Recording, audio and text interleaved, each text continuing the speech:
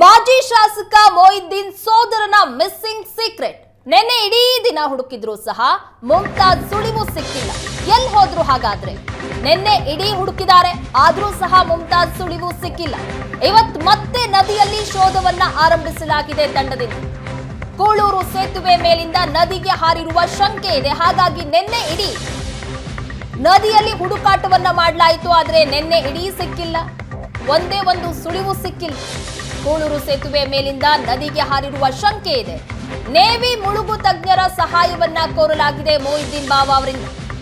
Drone ಮೂಲಕವೂ ಸಹ ಕಾರ್ಯಾಚರಣೆಯನ್ನ ನಡೆಸೋದಕ್ಕೆ ಮನವಿ ಮಾಡಿದ್ದಾರೆ ಮೊಹಿದ್ದೀನ್ ಬಾವಾ. ನಿನ್ನೆ ಕೂಳೂರು ಸೇತುವೆ ಮೇಲೆ ಮುಮ್ತಾಜ್ ಅವರ ಕಾರು ಪತ್ತೆಯಾಗಿತ್ತು. ಅದು ಅಪಘಾತವಾದಂತಹ ಸ್ಥಿತಿಯಲ್ಲಿ ಕಾರು ಪತ್ತೆಯಾಗಿತ್ತು. ಬಿಎಂಡಬ್ಲ್ಯೂ ಕಾರು ಸೇತುವೆ ಮಧ್ಯೆ ಅಪಘಾತವಾದಂತಹ ಸ್ಥಿತಿಯಲ್ಲಿ ಬಿಎಂಡಬ್ಲ್ಯೂ ಕಾರು ಪತ್ತೆಯಾಗಿದ್ದು, ನಿನ್ನೆಯಿಂದ ಎಸ್ಡಿಆರ್ಎಫ್ ಎನ್ಡಿಆರ್ಎಫ್ ತಂಡದಿಂದ ಶೋಧ ಕಾರ್ಯ ನಡೀತಾ ಇದೆ. ಎಫ್ಎಸ್ಎಲ್ ತಂಡ ಬಂದು ಸಹ ಕಾರಿನ ಡೋರ್ನಲ್ಲಿದ್ದಂತಹ ಫಿಂಗರ್ ಪ್ರಿಂಟ್ ಅವೆಲ್ಲವನ್ನ ಸಹ ಕಲೆಕ್ಟ್ ಮಾಡಿಕೊಂಡಿದೆ. ಇನ್ನೂ ಸಹ ಮುಮ್ತಾಜ್ ಅಲಿ ಅವರ ಸುಳಿವು ಪತ್ತೆಯಾಗಿಲ್ಲ. ನಿನ್ನೆ ಇಡೀ ನದಿಯಲ್ಲಿ ಶೋಧವನ್ನ ಮಾಡಿದ್ರು ಸಹ ಸುಳಿವು ಪತ್ತೆಯಾಗಿಲ್ಲ. ಇವತ್ತು ಮತ್ತೆ ಶೋಧ ಮುಂದುವರೆದಿದೆ. ನೇವಿ ಮುಳುಗು ತಜ್ಞರನ್ನ ಕರೆಸಬೇಕು, ಅವರು ಸಹಾಯ ಬೇಕು ಅಂತ ಈಗ ಕೋರಿದ್ದಾರೆ ಮೊಹಿದ್ದೀನ್. ಡ್ರೋನ್ ಮೂಲಕವೂ ಸಹ ಕಾರ್ಯಾಚರಣೆ ನಡೆಸಬೇಕು ಅಂತ ಮನವಿ ಮಾಡಿಕೊಳ್ತಾ ಇದ್ದಾರೆ ಮೊಹಿದ್ದೀನ್ ಬಾವಾ. ನಿನ್ನೆ ಸಹ ಘಟನಾ ಸ್ಥಳಕ್ಕೆ ಹೋದಂತಹ ಸಂದರ್ಭದಲ್ಲಿ, ಅಂದ್ರೆ ಈ ಕಾರ್ ಸಿಕ್ತಲ್ಲ ಆ ಜಾಗದಲ್ಲಿ ಕಣ್ಣೀರ್ ಹಾಕಿದ್ರು. ಈಗ ಹುಡುಕಾಟ ನಡೆಸಲಾಗ್ತಾ ಇದೆ.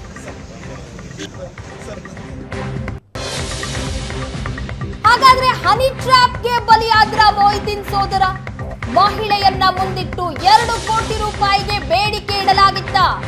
ಮುಮ್ತಾಜ್ ಅಲಿಗೆ 2 ಕೋಟಿಗೆ ಹನಿ ಟ್ರ್ಯಾಪ್ ಶಂಕೆ ಸಹ ಈಗ ವ್ಯಕ್ತ ಆಗ್ತಾ ಇದೆ.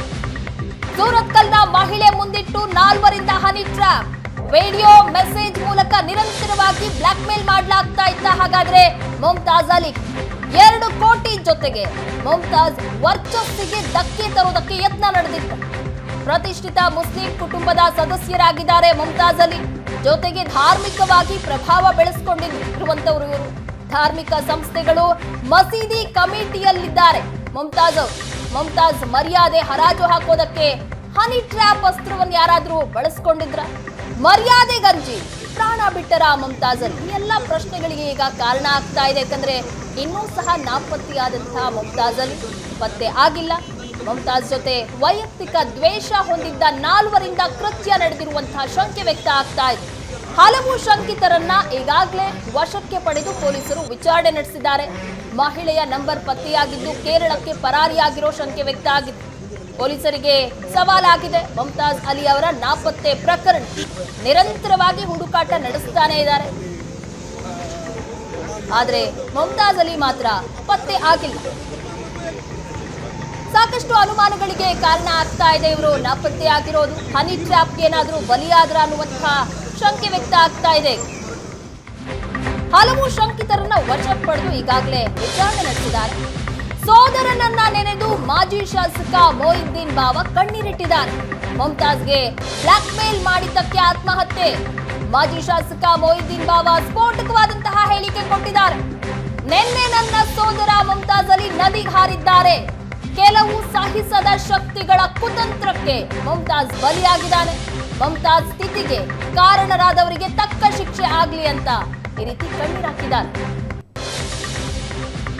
ನನ್ನ ಸಹೋದರ ಮುಮ್ತಾಜ್ ಅಲಿ ಅವರು ನಿನ್ನೆ ದಿವಸ ಈ ಕೂಳೂರು ಸಮೀಪದಲ್ಲಿ ಈ ಹೊಳೆಗೆ ಹಾರಿದ್ದಾರೆ ಅಂತ ಹೇಳುವಂಥ ವಿಷಯ ತಮಗೆಲ್ಲ ಗೊತ್ತಿದೆ. ನಿನ್ನೆ ದಿವಸ FIR ಪೊಲೀಸ್ನವರು ಮಾಡಿದ್ದಾರೆ. ಈ ಮುಮ್ತಾಜ್ ಅಂತ ಹೇಳುವಂಥವರು ನಿಮಗೆ ನಮ್ಮ ಜಿಲ್ಲೆಯಲ್ಲಿ ಶೈಕ್ಷಣಿಕವಾಗಿ ಧಾರ್ಮಿಕವಾಗಿ ಹಲವಾರು ಮಸೀದಿಗಳಲ್ಲಿ ಅಧ್ಯಕ್ಷರಾಗಿ, ಅದೇ ಥರ ಜಿಲ್ಲೆಯ ಪ್ರಮುಖ ಮಸೀದಿಯಲ್ಲಿ ಮತ್ತು ನನ್ನ ಸಿಸ್ಟರ್ ಅಂತೇಳಿ ನನ್ನ ಹೆಣ್ಣ ಪಂಗಲ್ ಅಂತ ಹೇಳುವಂಥ ಒಂದು ಇದರಲ್ಲಿ ಅನೇಕ ಅದರ ಅಧ್ಯಕ್ಷರಾಗಿ ಅನೇಕ ಧಾರ್ಮಿಕ ಮತ್ತು ಈ ಮದುವೆ ಕಾರ್ಯಕ್ರಮಗಳನ್ನೆಲ್ಲ ಮಾಡಿಸಿದ್ದೇನೆ. ಇವರ ಆ ಒಂದು ಪ್ರಚಾರಕ್ಕೆ, ಇವರ ಇದಕ್ಕೆ ಒಂದು ಇದು ಮಾಡೋದಕ್ಕೆ ಕೆಲವು ಸಹಿಸದ ಶಕ್ತಿಗಳು ಒಳಗೊಳಗಿನಿಂದಲೇ ಕುತಂತ್ರ ಮಾಡಿ ಈ ಒಂದು ಕಾರಣಕ್ಕೆ ಅವರು ತೀರ್ಮಾನಕ್ಕೆ ಬಂದಿದ್ದಾರೆ ಅಂತ ಹೇಳುವಂತಹದ್ದನ್ನು ನಾವು ಅರಿತಿದ್ದೇವೆ. ಅದನ್ನು ಈ ಬಗ್ಗೆ ಹೆಚ್ಚಿನ ಡೀಟೇಲ್ಸ್ ಕೊಡ್ತಾರೆ ನಮ್ಮ ಪ್ರತಿನಿಧಿ ಭರತ್, ನೇರ ಸಂಪರ್ಕದಲ್ಲಿ ಜಾಯ್ನ್ ಆಗಿದ್ದಾರೆ. ಭರತ್, ಮುಮ್ತಾಜ್ ಅವರನ್ನ ಹುಡುಕಾಟ ಮಾಡಲಾಗ್ತಾ ಇದೆ ನಾಪತ್ತೆ ಆದಾಗಿಂದ ನಿರಂತರವಾಗಿ, ಆದ್ರೆ ಇನ್ನೂ ಸಹ ಪತ್ತೆ ಆಗಿಲ್ಲ. ಅವರ ತಮ್ಮ ನೋಡಿದ್ರೆ ಹೇಳ್ತಾ ಇದ್ದಾರೆ ಅವರು ನದಿಗೆ ಹಾರ್ಬಿಟ್ಟು ಆತ್ಮಹತ್ಯೆ ಮಾಡ್ಕೊಂಡಿದ್ದಾರೆ ಅಂತ. ಏನೆಲ್ಲ ಮಾಹಿತಿಗಳು ಸಿಗ್ತಾ ಇದೆ, ಜೊತೆಗೆ ಬ್ಲಾಕ್ ಮೇಲ್ ವಿಚಾರ ಸಹ ಪ್ರಸ್ತಾಪ ಮಾಡಿದ್ದಾರೆ, ಬ್ಲಾಕ್ ಮೇಲ್ ಮಾಡಿದ್ದಕ್ಕೆ ಆತ್ಮಹತ್ಯೆ ಮಾಡ್ಕೊಂಡಿದ್ದಾರೆ ಅಂತ. ಈ ಬಗ್ಗೆ ಹೆಚ್ಚಿನ ಡೀಟೇಲ್ಸ್ ಏನ್ ಸಿಕ್ಕಿದೆ ಭರತ್? ಪ್ರಗತಿ, ಹೌದು. ಮುಮ್ತಾಜ್ ಅಲಿ ಬಹುಶಃ ಅವರ ಇಬ್ಬರು ಸಹೋದರರು ರಾಜಕೀಯವಾಗಿ ಬಹಳ ಪ್ರಬಲರೇ ಆಗಿದ್ರು ಕೂಡ ಮುಮ್ತಾಜ್ ಅಲಿ ಧಾರ್ಮಿಕವಾಗಿ ಬಹಳಷ್ಟು ಪ್ರಭಾವಿ ನಾಯಕ ಅಂತ ಅನ್ಸ್ಕೊಂಡಿದ್ದಂಥವ್ರು. ಒಟ್ಟು 8 ಮಂದಿ ಮಕ್ಕಳವರು. ಮೊಯ್ದೀನ್ ಬಾವ, BM ಫಾರೂಕ್, JDS ಮುಖಂಡ BM ಫಾರೂಕ್ ಸೇರಿದಂತೆ ಮುಮ್ತಾಜ್ ಅಲಿ ಸೇರಿದಂತೆ ಒಟ್ಟು 8 ಜನ. ಅದರಲ್ಲಿ 3 ಹೆಣ್ಣು ಮಕ್ಕಳು, ಒಟ್ಟು 5 ಗಂಡು ಮಕ್ಕಳಿದ್ರು. ಈ ಒಂದು ಫ್ಯಾಮಿಲಿ ಧಾರ್ಮಿಕ ಅಂದ್ರೆ ಈ ರಾಜಕೀಯವಾಗಿ, ಧಾರ್ಮಿಕವಾಗಿ, ಸಾಮಾಜಿಕವಾಗಿ ಬಹಳಷ್ಟು ಮಂಗಳೂರಿನಲ್ಲಿ ಬಹಳ ಪ್ರಬಲವಾದಂತಹ ಕುಟುಂಬ ಅಂತಾನೆ ಕರೆಸ್ಕೊಳ್ತಾ ಇತ್ತು. ಆದ್ರೆ ಮುಮ್ತಾಜ್ ಅಲಿ ಅವರ ನಾಪತ್ತೆಯ ಬಳಿಕ ಅನೇಕ ವಿಚಾರಗಳು ಚರ್ಚೆಗೆ ಬಂದಿದ್ದು. ನಿನ್ನೆ ಕೂಡ ಏಷ್ಯಾನೆಟ್ ಸುವರ್ಣ ನ್ಯೂಸ್ ಅದರಲ್ಲಿ ಒಂದು ಬ್ಲಾಕ್ ಮೇಲ್ ನ ವಿಚಾರವನ್ನ ಸುದ್ದಿ ಮಾಡಿತ್ತು. ಇಲ್ಲಿ ಹರಿದಾಡದಿದ್ದಂತ ಒಂದಷ್ಟು ವಿಚಾರಗಳ ಬಗ್ಗೆ ಮತ್ತು ಪೊಲೀಸ್ ಮೂಲಗಳ ಮಾಹಿತಿ ಅನ್ವಯ. ಆದ್ರೆ ಈಗ ಅದಕ್ಕೆ ಪುಷ್ಟಿ ನೀಡುವಂತೆ ಸ್ವತಃ ಮೊಯ್ದೀನ್ ಬಾವ ಅವರ ಸಹೋದರ ಮೊಯ್ದೀನ್ ಬಾವ ಅವರೇ ಬ್ಲಾಕ್ ಮೇಲ್ ನ ವಿಷಯಗಳನ್ನು ಬಿಚ್ಚಿಟ್ಟಿದ್ದಾರೆ. ಅದರ ಜೊತೆಗೆ ಮತ್ತೊಬ್ಬ ಸಹೋದರ ಹೈದರ್ ಅಲಿ ಮಂಗಳೂರಿನ ಕಾವೂರು ಪೊಲೀಸ್ ಠಾಣೆಯಲ್ಲಿ ಈ ಬಗ್ಗೆ ಒಂದು ಪ್ರಕರಣವನ್ನು ಕೂಡ ದಾಖಲಿಸಿದ್ದಾರೆ. ಒಟ್ಟು 6 ಮಂದಿಯ ವಿರುದ್ಧ, ಅಂದ್ರೆ ಒಬ್ಬ ಮಹಿಳೆ ರೆಹಮತ್ ಅನ್ನುವವಳು ಮತ್ತು ಸತ್ತಾರ್ ಮತ್ತು ಆತನ ತಂಡದ ವಿರುದ್ಧ ಒಂದು ಪ್ರಕರಣವನ್ನು ಕೂಡ ದಾಖಲು ಮಾಡಿರುವಂತದ್ದು. 5 ಜನ ಪುರುಷರು, ಒಬ್ಬ ಮಹಿಳೆ ಸೇರಿಬಿಟ್ಟು ಹನಿ ಟ್ರಾಪ್ ನ ಮಾದರಿಯಲ್ಲಿ ಇವರಿಗೆ ಬ್ಲಾಕ್ ಮೇಲ್ ಅನ್ನ ಮಾಡಿದ್ದಾರೆ. ಆ ಮೂಲಕ ಸುಮಾರು ಕಳೆದ 2024ರ ಜುಲೈನಿಂದ ಈವರೆಗೆ ಆ ಒಬ್ಬಳು ಮಹಿಳೆಗೆ 50 ಲಕ್ಷ ರೂಪಾಯಿಯಷ್ಟು ಅಂದ್ರೆ ಮುಮ್ತಾಜ್ ಅಲಿ ಅವರಿಂದ ಬ್ಲಾಕ್ ಮೇಲ್ ಮಾಡಿ ಹಣವನ್ನ ವಸೂಲಿ ಮಾಡಿದ್ದಾರೆ ಅನ್ನುವಂಥದ್ದು. ಅದರ ಜೊತೆಗೆ ಈ ಒಂದು ಟೀಮ್ ಏನಿದೆ, ಆ ಮಹಿಳೆಯನ್ನು ಹೊರತುಪಡಿಸಿ ಒಂದು 5 ಜನ ಸತ್ತಾರ್ ಮತ್ತು ಆತನ ಬಳಗ ಏನಿದೆ ಅವರು ಕೂಡ ಒಟ್ಟು 2 ಕೋಟಿ. ಮತ್ತಷ್ಟು ಮಾಹಿತಿಯನ್ನ ಪಡಿತೀನಿ. ಮೊಯ್ದೀನ್ ಸೋದರ ಮುಮ್ತಾಜ್ ಮಿಸ್ಸಿಂಗ್ ಕೇಸ್ಗೆ ಸಂಬಂಧಪಟ್ಟಂತೆ ಮಹಿಳೆ ಸೇರಿ 6 ಮಂದಿಯ ವಿರುದ್ಧ ಎಫ್ಐಆರ್ ದಾಖಲಾಗಿದೆ. ಮಂಗಳೂರಿನ ಕಾವೂರು ಪೊಲೀಸ್ ಠಾಣೆಯಲ್ಲಿ ಎಫ್ಐಆರ್ ದಾಖಲಾಗಿದೆ. ದುರುದ್ದೇಶದಿಂದ ಆತ್ಮಹತ್ಯೆಗೆ ಪ್ರಚೋದನೆ ದೂರನ್ನ ದಾಖಲು ಮಾಡಲಾಗಿದೆ. ಮುಮ್ತಾಜ್ ಸೋದರ ಹೈದರ್ ದೂರಿನ ಮೇರೆಗೆ ಎಫ್ಐಆರ್ ಆಗಿದೆ. ಮಹಿಳೆ ರೆಹಮತ್, ಅಬ್ದುಲ್ ಸತ್ತಾರ್, ಶಾಫಿ, ಮುಸ್ತಫಾ, ಶೋಯಬ್ ಹಾಗೂ ಸಿರಾಜ್ ವಿರುದ್ಧ ಎಫ್ಐಆರ್ ದಾಖಲಾಗಿದೆ. ಈ ಬಗ್ಗೆ ಹೆಚ್ಚಿನ ಡೀಟೇಲ್ಸ್ ಕೊಡ್ತಾರೆ ನಮ್ಮ ಪ್ರತಿನಿಧಿ ಭರತ್, ನೇರ ಸಂಪರ್ಕದಲ್ಲಿದ್ದಾರೆ. ಭರತ್, ಈಗಾಗಲೇ 6 ಜನರ ವಿರುದ್ಧವಾಗಿ ಕೇಸ್ ದಾಖಲಾಗಿದೆ. ಜೊತೆಗೆ ಈ ಹನಿ ಟ್ರಾಪ್ ವಿಚಾರ ಕುಟುಂಬಸ್ಥರಿಗೆ ಯಾವಾಗ ಗೊತ್ತಾಯ್ತು? ಹಾಗಾದ್ರೆ ಈ ಬಗ್ಗೆ ಹೆಚ್ಚಿನ ಡೀಟೇಲ್ಸ್ ಸಿಗುತ್ತಾ? ಪ್ರಗತಿ, ಹೌದು. ಈ ಒಂದು ಮಹಿಳೆ ರೆಹಮತ್ ಏನಿದ್ದಾಳೆ, ರೆಹಮತ್ತಿಗೂ ಮತ್ತು ನಾಪತ್ತೆ ಆಗಿರುವಂತಹ ಮುಮ್ತಾಜ್ ಅಲಿಗೂ ಒಂದಷ್ಟು ಸಂಪರ್ಕ ಇತ್ತು ಅನ್ನುವಂಥ ಮಾಹಿತಿ ಇದೆ. ಅಂದ್ರೆ ಅವರೊಂದು ಶಿಕ್ಷಣ ಸಂಸ್ಥೆಯನ್ನು ನಡೆಸುವಂತವರು. ಆ ಶಿಕ್ಷಣ ಸಂಸ್ಥೆಗೆ ಬಂದಿದ್ದಂತ ಮಹಿಳೆಯ ಜೊತೆಗೆ ಈ ಒಂದು ಮುಮ್ತಾಜ್ ಅಲಿ ಅವರಿಗೆ ಸಂಪರ್ಕ ಬೆಳೀತು. ಆ ಬಳಿಕ ಆಕೆ ಕೂಡ ಒಬ್ಬ ವಿವಾಹಿತೆ. ಹಾಗಾಗಿ ಆಕೆ ಏನ್ ಮಾಡ್ತಾಳೆ ಅಂದ್ರೆ ಆಕೆ ಇವರ ಜೊತೆ ನಿರಂತರ ಸಂಪರ್ಕದಲ್ಲಿ ಇರ್ತಾಳೆ. ಇದನ್ನೇ ಆಕೆ ಬಳಸಿಕೊಂಡು ತನ್ನನ್ನು ನೀನು ಮದುವೆ ಆಗಬೇಕು ಅನ್ನುವಂಥದ್ದು, ಇಲ್ಲದಿದ್ರೆ ನಿನ್ನ ಜೊತೆಗೆ ನನಗೆ ಅಕ್ರಮ ಸಂಬಂಧ ಇದೆ ಅನ್ನುವಂಥದ್ದನ್ನ ಸಮಾಜದ ಮುಂದೆ ತೆರೆದಿಡ್ತೀನಿ ಅನ್ನುವಂತಹ ಬೆದರಿಕೆಯನ್ನ ಹಾಕಿಕೊಂಡೆ ಸುಮಾರು ಜುಲೈನಿಂದ ಈ ತಿಂಗಳ ಅಂತ್ಯದವರೆಗೂ ಕೂಡ 50 ಲಕ್ಷದವರೆಗೂ ಕೂಡ ಹಣವನ್ನು ಆಕೆ ಪೀಕಿಸಿದಲ್ಲ ಅನ್ನುವಂಥ ಮಾಹಿತಿ ಇರುವಂತದ್ದು. ಆ ಬಳಿಕ ಇದಕ್ಕೆ ಇನ್ನೂ ಹೆಚ್ಚಿನ ಹಣಕ್ಕೆ ಅವಳು ಬೇಡಿಕೆ ಇಟ್ಟಾಗ ಅದಕ್ಕೆ ಮುಮ್ತಾಜ್ ಅಲಿ ಒಪ್ಪಲಿಲ್ಲ. ಈ ಸಂದರ್ಭದಲ್ಲಿ ಆಕೆ ನೇರವಾಗಿ ಆತನ ಅಂದ್ರೆ ಮುಮ್ತಾಜ್ ಅಲಿ ಅವರ ರಾಜಕೀಯ ಶತ್ರು ಆಗಿರತಕ್ಕಂತ ಸತ್ತಾರನ್ನ ಸಂಪರ್ಕ ಮಾಡಿ ಆತನ ಜೊತೆಗೆ ಈ ಒಂದು ಮಾಹಿತಿಯನ್ನು ಹಂಚಿಕೊಳ್ತಾಳೆ. ಇದು ಸಹಜವಾಗಿ ಅವರ ಒಂದು ಸತ್ತಾರ್ ಮತ್ತು ಆತನ ಒಂದಷ್ಟು ತಂಡ ಅಂದ್ರೆ 5 ಜನರ ತಂಡ ಮತ್ತು ರೆಹಮತ್ ಸೇರಿಕೊಂಡು 2 ಕೋಟಿಗೆ ಇವರನ್ನ ಮತ್ತೆ ಹನಿ ಟ್ರಾಪ್ ಮಾಡ್ತಾರೆ ಅನ್ನುವಂಥದ್ದು ಸದ್ಯಕ್ಕೆ ತಿಳುಕೊಂಡಿರುವಂತಹ ವಿಚಾರ. ಇದರಲ್ಲೂ ಕೂಡ ಅವರು 25 ಲಕ್ಷವನ್ನ ಚೆಕ್ ಮೂಲಕ ಪಾವತಿ ಮಾಡ್ತಾರೆ.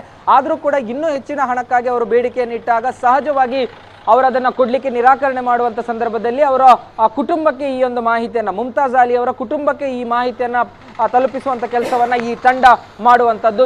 ಇದರಿಂದಾಗಿ ಅವರ ಈ ಒಂದು ತಂಡ ಈ ರೀತಿಯಾಗಿ ಮಾಡಿದ ಕಾರಣದಿಂದಾಗಿ ಅಲ್ಲಿ ಬಹಳ ದೊಡ್ಡ ಫ್ಯಾಮಿಲಿಯಲ್ಲಿ ಒಂದಷ್ಟು ಡಿಸ್ಪ್ಯೂಟ್ ಆಗುತ್ತೆ.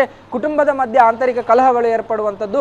ಆ ಕುಟುಂಬ ಕಲಹ ಹೆಚ್ಚಾದಾಗ ಇವರು ಮೊದಲೇ ರಾಜಕೀಯವಾಗಿ ಮತ್ತು ಧಾರ್ಮಿಕವಾಗಿ ಬಹಳ ಪ್ರಭಾವಿ ವ್ಯಕ್ತಿ, ಸಾಮಾಜಿಕವಾಗಿ ಕೂಡ ಅನೇಕ ಸಂಘಟನೆಗಳಲ್ಲಿ ಗುರುತಿಸಿಕೊಂಡಿದ್ರು. ಅದರ ಜೊತೆಗೆ ಶೈಕ್ಷಣಿಕ ಸಂಸ್ಥೆಗಳನ್ನು ಕೂಡ ನಡೆಸಿಕೊಂಡು ಬಂದಿದ್ದಂಥವ್ರು.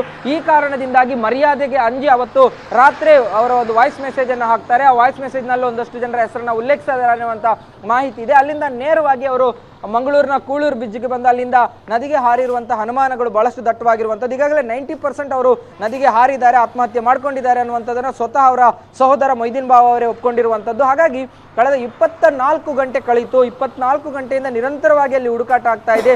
ಸ್ವತಃ ನಿನ್ನೆ ಮುಳುಗು ತಜ್ಞ ಈಶ್ವರ್ ಮಲ್ಪೆ ಅವರು ಕೂಡ ನಿರಂತರವಾಗಿ ಒಂದು 100 ಮೀಟರ್ ಸರೌಂಡಿಂಗ್ ಅಲ್ಲಿ ಹುಡುಕಾಟ ನಡೆಸಿದ್ರು. ಆದರೆ ಇಲ್ಲಿ ಹೊಸ ಒಂದು ಬ್ರಿಡ್ಜ್ನ ಕಾಮಗಾರಿ ನಡೀತಾ ಇದೆ. ಆ ಕಾಮಗಾರಿ ನಡೀತಾ ಇರುವಂಥ ಕಾರಣದಿಂದಾಗಿ ಕಬ್ಬಿಣದ ರಾಡ್ಗಳಾಗಿರ್ಬೋದು ಮತ್ತು ಮಣ್ಣಿನ ಹೆಚ್ಚು ಮಣ್ಣು ಹೂತೋಗಿರುವಂಥ ಕಾರಣದಿಂದಾಗಿ ಅಲ್ಲಿ ಶವ ಏನಾದರೂ ಸಿಲುಕು ಹಾಕೊಂಡಿದ್ಯಾ ಅನ್ನುವಂಥ ಅನುಮಾನಗಳು ಕೂಡ ಇರುವಂಥದ್ದು. ಅದರ ಜೊತೆಗೆ ನಿನ್ನೆ ಅವರು ರಾತ್ರಿ 3:30ಯಿಂದ 5 ಗಂಟೆಯ ಸುಮಾರಿಗೆ, ಬೆಳಿಗ್ಗೆ 5 ಗಂಟೆ ಸುಮಾರಿಗೆ ಅವರು ನದಿಗೆ ಹಾರಿರುವಂಥ ಕಾರಣದಿಂದಾಗಿ ಆ ಸಮಯದಲ್ಲಿ ನೀರಿನ ಒಂದು ಹರಿವು ಹೆಚ್ಚಿರುತ್ತೆ, ಅದು ನೇರವಾಗಿ ಸಮುದ್ರವನ್ನು ಸೇರುವಂಥದ್ದು. ಕಳೆದ ಕೆಲ ವರ್ಷಗಳ ಹಿಂದೆ ನಡೆದಂಥ ಇಲ್ಲಿ ಕಾಫಿ ಡೇ ಸಿದ್ಧಾರ್ಥ ಆತ್ಮಹತ್ಯೆ ಪ್ರಕರಣ, ಅದು ಬೇರೆ ನದಿಯ ಬ್ರಿಡ್ಜ್ನಲ್ಲಿ ಆಗಿದ್ರು ಕೂಡ ಅಲ್ಲೂ ಕೂಡ ಅಷ್ಟೇ ಸಾಕಷ್ಟು ಹುಡುಕಾಟದ ನಂತರ 2 ದಿನಗಳ ಬಳಿಕ ಅಲ್ಲಿ ಮೃತದೇಹ ಸಿಕ್ಕಿದ್ದಂಥದ್ದು. ಹಾಗಾಗಿ ಇಲ್ಲೂ ಕೂಡ ಅಷ್ಟೇ ನೀರಿನ ಹರಿವು ಹೆಚ್ಚಿರುತ್ತೆ, ಸಮುದ್ರದಲ್ಲಿ ಅಲೆಗಳ ಅಬ್ಬರ ಹೆಚ್ಚಿರುತ್ತೆ. ಹಾಗಾಗಿ ಬಹಳ ಹೊತ್ತಾದ ನಂತರ ಅದು ಇದೇ ಜಾಗದಲ್ಲಿ ಸಿಗಬೇಕಂತ ಇಲ್ಲ. ಕರಾವಳಿ ಭಾಗದಲ್ಲಿ ಈ ರೀತಿಯಾಗಿ ಆತ್ಮಹತ್ಯೆ ಪ್ರಕರಣಗಳಲ್ಲಿ ಅದು ಬೇರೆ ಬೇರೆ ಭಾಗಗಳಲ್ಲಿ ಮೃತದೇಹ ಸಿಕ್ಕಂಥ ಉದಾಹರಣೆಗಳಿವೆ. ಹಾಗಾಗಿ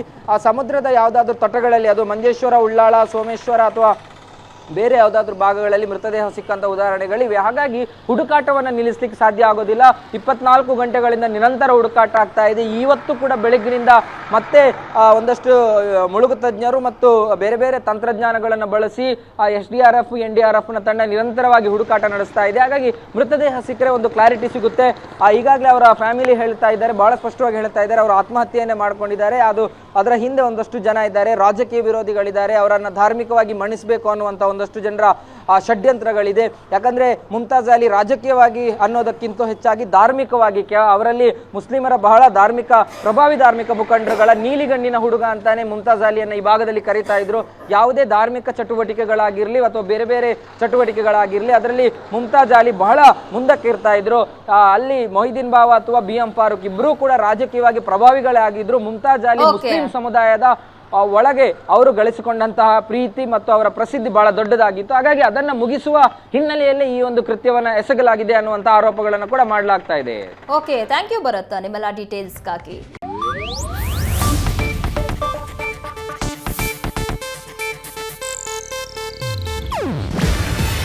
ಇದು ಏಷ್ಯಾನೆಟ್ ನ್ಯೂಸ್ ನೆಟ್ವರ್ಕ್ ಪ್ರಸ್ತುತಿ. ನೀವು ನೋಡ್ತಿದ್ದೀರಾ ಏಷ್ಯಾನೆಟ್ ಸುವರ್ಣ ನ್ಯೂಸ್.